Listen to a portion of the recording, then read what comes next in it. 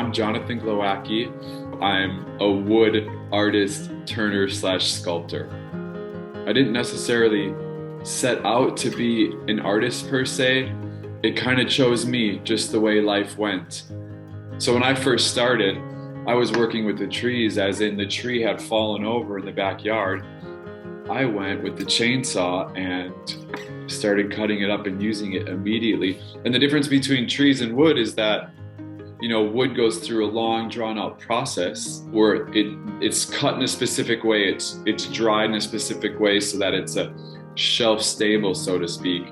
And for the 10 years that I've been doing this, I've worked directly with the trees, which is life. Without the trees, we wouldn't be here. So there's just an interconnectedness that initially drew me to it. I make incredibly beautiful, useful, functional, ornate grinders. It's hard to find a good one, so I set out to make something that was super beautiful and super useful. And then the pandemic happened. It shook things up a little bit.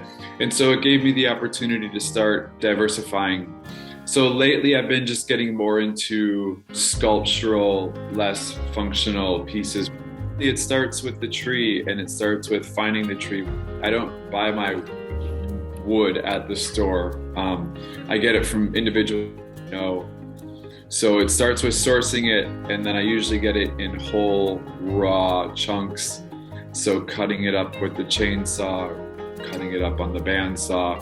Then there's a drying phase, letting it dry for, at the least bit, 8 months.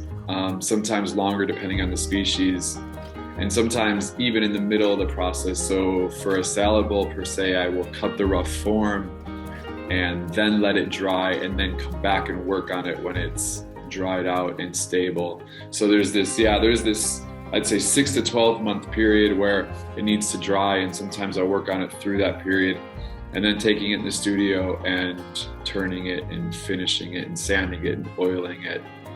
And then the piece is complete and it's time to get on with the next one.